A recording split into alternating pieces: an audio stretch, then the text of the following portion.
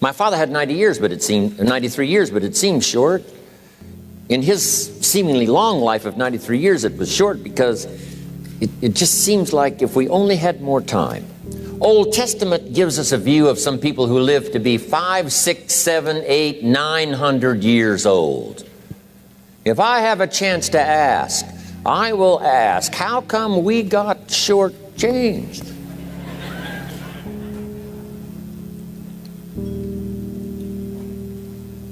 Wouldn't that be a good question if you had a chance to ask?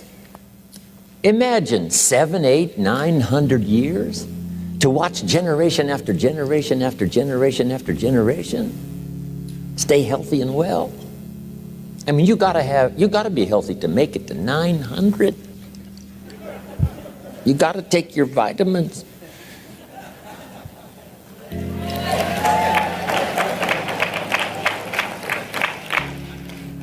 I'm pushing the Bible, I'm pushing vitamins, I'm doing good today. So, the key is time is precious. Now let me give you Bill Bailey's description of time. Life is not just the passing of time. Life is not just the passing of time. Life is a collection of experiences, their frequency,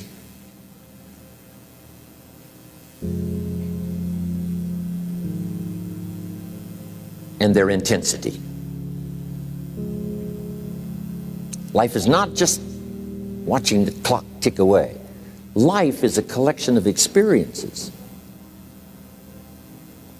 their intensity, their frequency. When my friend Mark died at age 44, someone says, that's young to die. But what if he lived 4 lifetimes in one? It might not be too young. So here's whatever the span of your life turns out to be, here's what you want to fill it up with: experiences and the intensity of those experiences.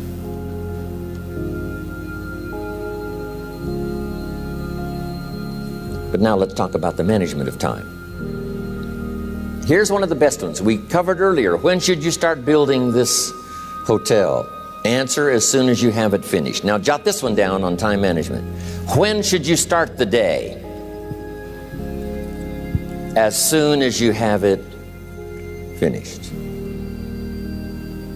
Plan the day the best you can, leaving plenty of room for improvising and surprises and all the stuff that happens during the course of the day. But if you've planned a good, productive day, now you start that day, you can't believe how much more valuable your time will be. Don't start the day until you have it finished. Now here's the next one. Don't start the week until you've had it finished. Now to lay out a week is a pretty good challenge. Next, don't start the month until you have it finished. The places to go and the people to see and the productivity and the sales and the customers and the development and all the rest of what you want to accomplish during the course of 30 days. Don't start the month till it's finished. And then here's the big one. This is really challenging. Don't start the year until you have it finished. To the best of your ability. It can't be finished like minute by minute. But in terms of the sweep of what you want to accomplish in the year 2002, make sure that that's set and ready to go by the time January 1st rolls around. And it might get all upset. It might get torn up and you do a new one. You make so much progress the first 90 days that now you've multiplied it all by 2, by 3. Because that happened to me. I thought, wow, here's how this is going to be a great year. By the time I'd finished the 3rd month, I'm rolling, I'm soaring. So many things are happening, I revised my whole year's plan. Okay. Now, jot this down. Approaches to the management of time. Here's the first one. Ignore the subject. I mean, that's good advice. Don't let anything overly bug you. Because remember now, you don't have to do anything. Someone says, well, I got to get a handle on my time. The answer is no, you don't. If you want to let it all go, you can let it all go. I mean, this is good advice. Somebody says, you ought, you ought, you ought. Jot this down. Ignore all the you oughts or you should. Only if they're giving general information. We should. It's better to say if you're teaching, we should. Not you should, we should. Then you let me listen in without it being too confrontational. If everyone did this, see, that'd be great. And then you give a person a chance to choose to do it or not to do it. But when you start the you ought, now see, if I don't, now see, we got some tension and maybe some problems. So you oughts seem to always create problems. When you're talking to your kids, you say, no, if kids would do this, not always saying if you did this, life would be better, but if kids did this, life would be better. It's like making a little talk and letting them listen in. And then it's a little less confrontational. It gives us a choice. In one of my seminars, here's what I teach. All life form strives to the max of its potential except human beings. All life form strives to the max of its potential except human beings. How tall will a tree grow? As tall as it possibly can. You never heard of a tree growing half as high as it could. No, trees don't grow half. A tree drives its roots as deep as it can, reaches as high as it can, produces every leaf it can, every fruit it possibly can. To the max. Every life form strives to the max, except human beings. Now, why not human beings? Jot this down. You've been given the dignity of choice. You're not a robot. You don't have to repeat this year the same as last year. You can tear up last year's plan, develop a new plan.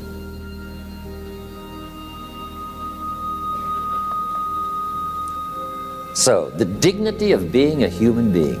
Now, here's the choice on being a human being. To be part of all we were meant to be, or to be all. To strive for all, or half, or part, or some. The choice is up to you. To develop one skill or 10 skills. Someone says, well, I'd be happy with just one more language. Well, some say, hey, I'm going to learn 6 or 7. And this is all a matter of choice. And when someone says, no, you ought to learn 4, you've got to resist all that. Because this is personal dignity. And you don't want to destroy someone's dignity by doing all the oughts, and then they feel reluctant to do it. Now we've got problems. So if you want to, just ignore this subject on time management. Now here's the next one. Step down to something easier.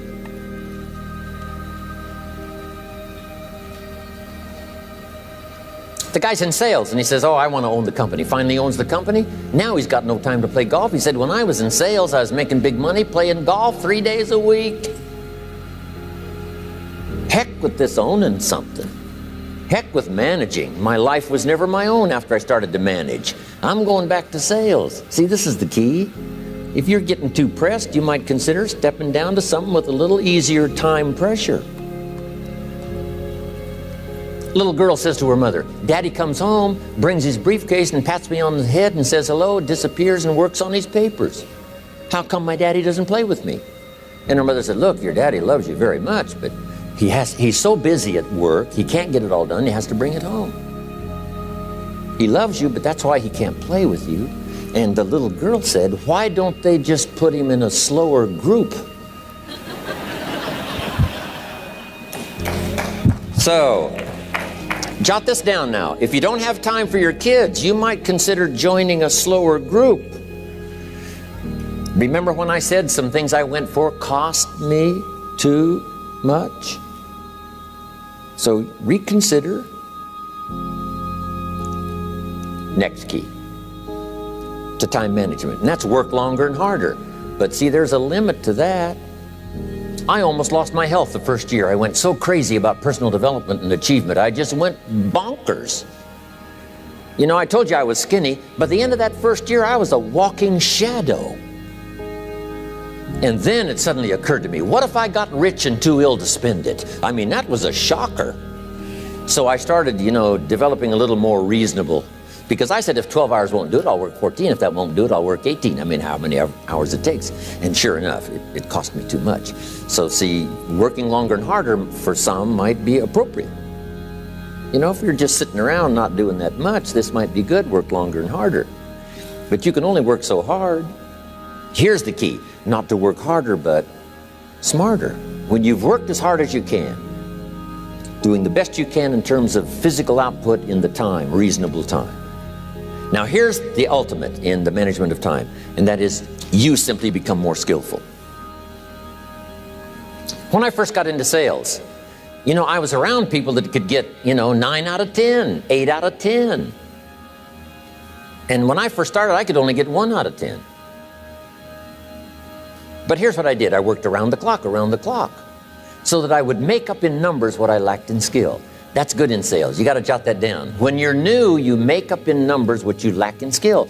Now, when you become more skillful, the numbers can go down because now your persuasive ability and all of that is now so high that you don't need to put as many numbers out.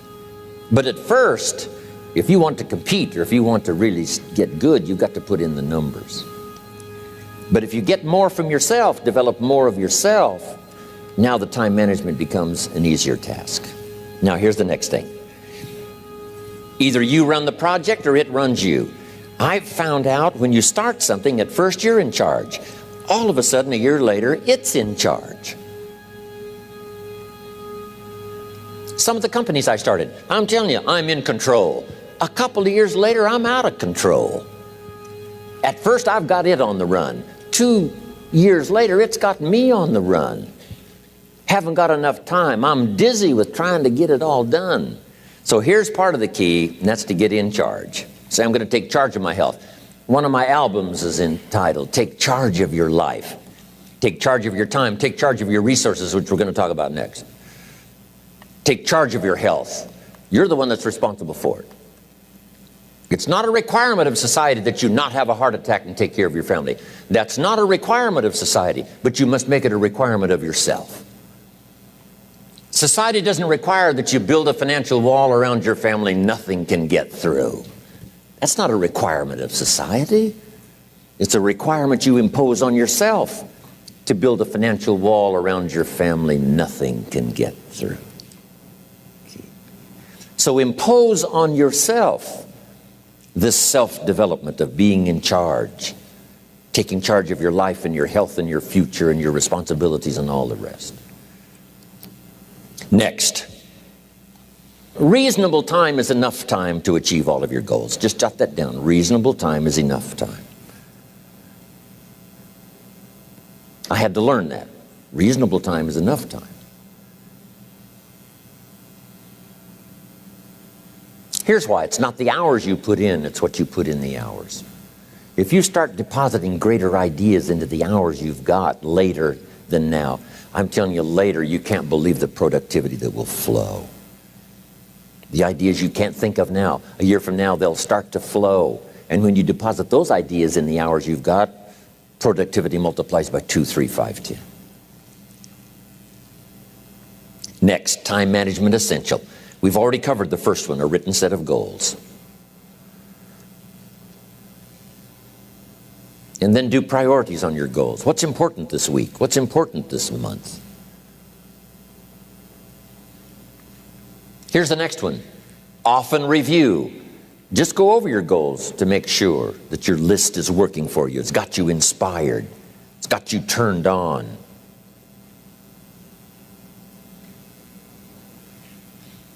Somebody says, how come you're up so early? Say, if you were headed where I'm headed, you'd be up early too. Wow. If you were going to meet who I'm going to meet, you'd be up early. If it was going to stack up for you like it's stacking up for me, you'd be getting up early. Wow. Here's some more time management essentials. Learn to study what we call majors and minors.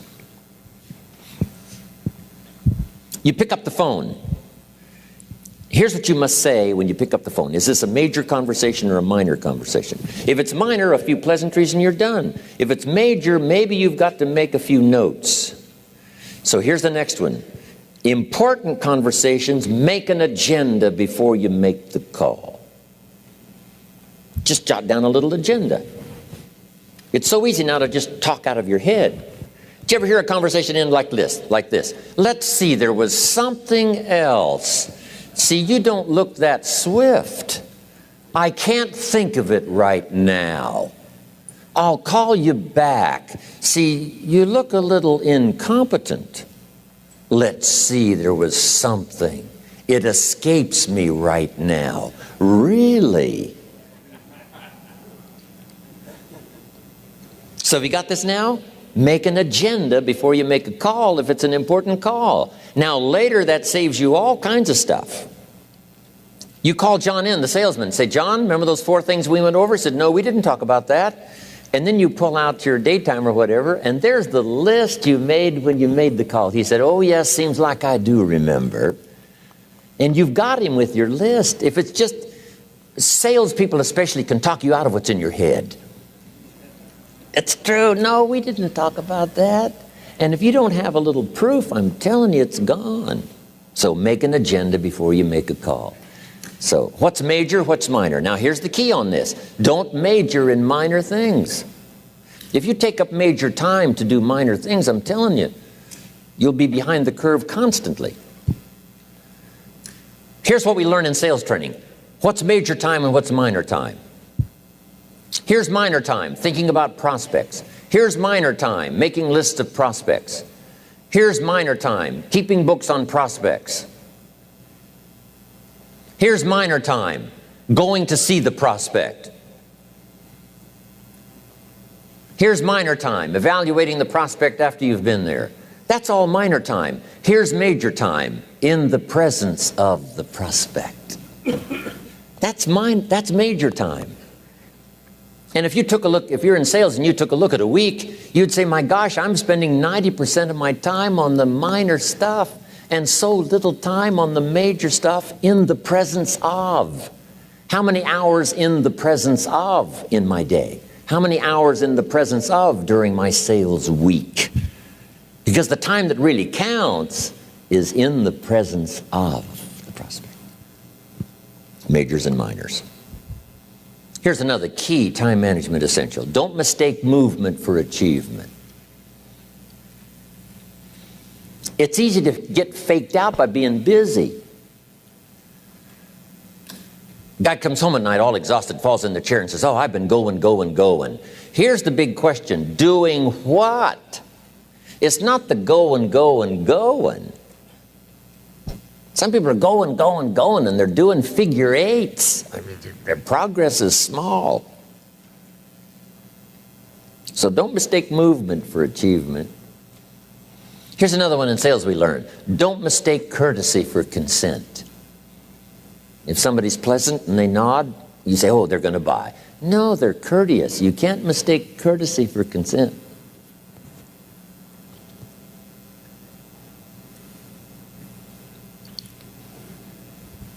Now here's a big one, concentration. I had to learn this. All those years ago, I'm in the shower trying to compose a letter. Found it turns out to be a strange letter. So here's what I learned to do. Save the work till you get to the office. Save the work till you get to the work. Don't try to get to the office on the way to work. On the way to work, enjoy the way. In the shower, enjoy the shower. Then go to work when you get to work. I found this to be helpful. Concentration. Here's another big one. Learn to say no. I'm telling you, in such a social society we have now, it's so easy to try to be a nice person saying yes, yes, yes to everything. Find yourself overloaded. Now you got to call and make the, well, gosh, you know, all the time it takes to back out of something that you said yes to too quickly. Here's what might be better. I don't think so, but if that changes, I'll call you. Little things you can use not to overcommit yourself. My friend Ron Reynolds says, don't let your mouth overload your back. It's a good one.